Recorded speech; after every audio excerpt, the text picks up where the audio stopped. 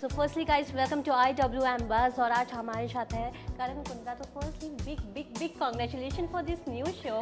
Big boss के बाद हम काफ़ी एक्साइटेड थे आपको शो में देखने के लिए। फिक्शन में Yes, बहुत डिमांड हो गई थी। yes। कैसे बैक किया ये show? What was that highlight of the show? You like it? The character.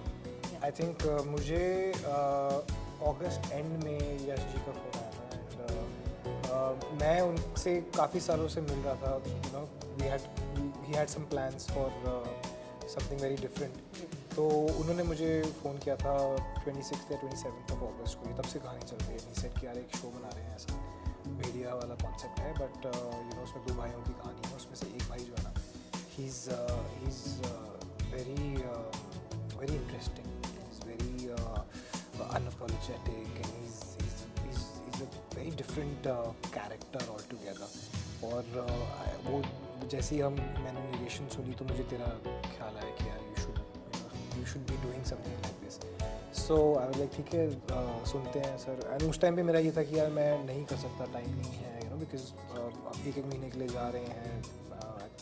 So I was like वो कहते तू आ जा, हम कर लेंगे, अकोमोडेट कर लेंगे शूटिंग शेड्यूल उस हिसाब से करके, you know, whatever dates you have, we'll do it, but I really want you to hear the story. मैं मेट यश जी, ममता मैम जो है, ममता पटनायक, उन्होंने मुझे नरेशन दी। उन्होंने बताया कि ये शो है, शो की स्टोरी है, but this is Veer.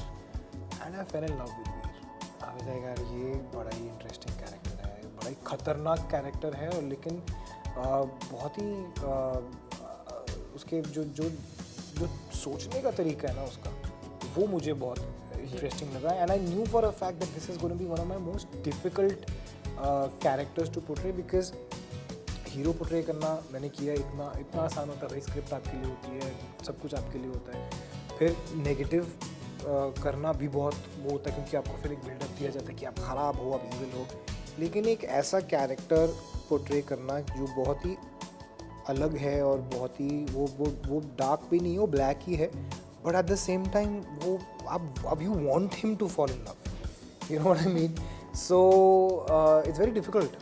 So I think क्योंकि स्क्रिप्ट बैक नहीं करती है ऐसे कैरेक्टर्स को, और जो हमने अंडरस्टैंडिंग समझी हुई है सिनेमा की, वो भी बैकअप नहीं करते, क्योंकि आपने ऐसी कहानियाँ सुनी नहीं हुई है। So I think it was very interesting. I was like यार ये करना पड़ेगा। पोस्टर और ट्रेलर तो लोग डायरेक्टली कंपेयर करने लग गए वैम्पायर डायरीज। Yes। इससे क्या कहना चाहेंगे? Why no Indian audience directly compare one show with No, another? it's not about Indian audience। आप कल अगर आप कोई एक डूबती हुई शिप की स्टोरी बनाएंगे तो आपके दिमाग में टाइटैनिक आएगा। आप 2 भाइयों और एक माँ को रखेंगे तो आपके दिमाग में दीवार, करण अर्जुन या दीवार आएगा। सो हम करते हैं यार, वो कोई मूवी देखते हैं, मैंने कहा यार ये तो DDLJ, अच्छा ये तो ये है, अच्छा ये दीवार, अच्छा नहीं ये वक्त है, अच्छा नहीं ये वो है, वेकअप सिड है।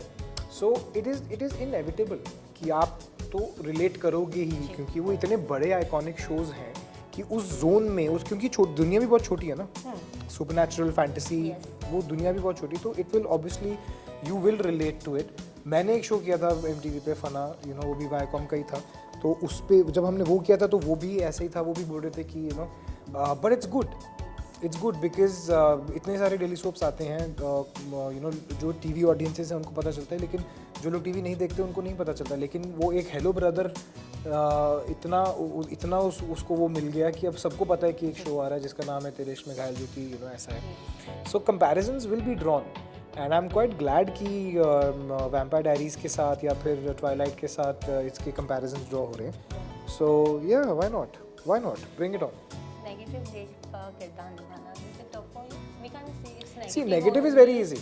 नेगेटिव में तो मैं यही करूँगा, वो भी बड़ा सही है। वो नेगेटिव में कुछ भी कर सकते हैं। नेगेटिव तो मतलब चाकू लेके ये भी कर सकता है, गन लेके यहाँ रख सकते हैं। It's so easy. So you know, and hero तो मैं करते ही आया हूँ, तो मुझे वो तो है।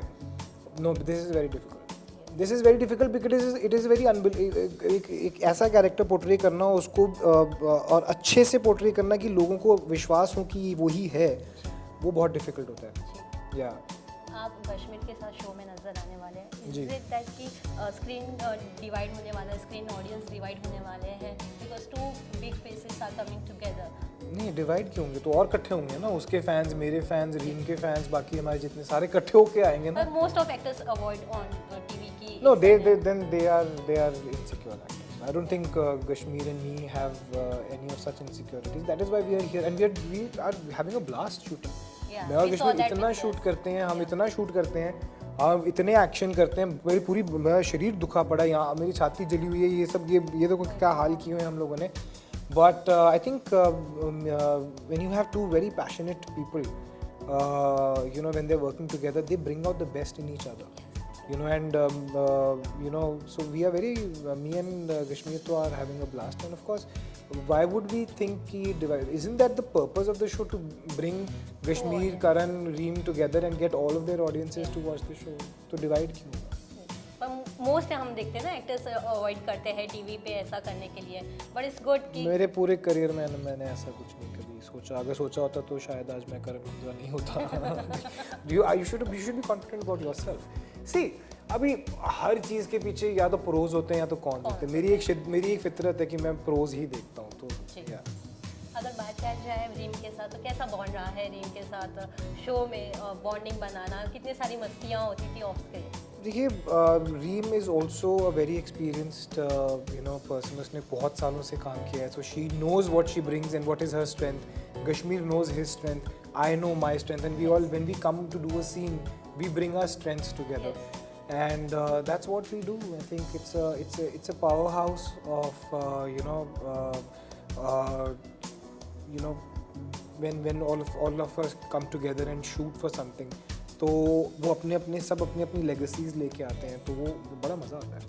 वैलेंटाइन के समय आ रहा है जी. तो क्या कहना चाहेंगे? मैं यही कहूँगा कि सुनो, अपने वैलेंटाइंस के जितने भी प्लान्स हैं ना, वो 8:30 पौने 9 तक ख़त्म कर देना 14th को, क्योंकि 13th और 14th और 15th 9 से 10 कलर्स टीवी पर तेरे इश्क में घायल देखना, और कुछ नहीं देखना, ठीक है? तभी यही प्लान होने वाला है वैलेंटाइन डे मैं ऑब्वियसली बाप रे, तेजू को बता रहा है. Thank you so much Karan, and Thank all you. The best for the show. Thank you so much. Thank you.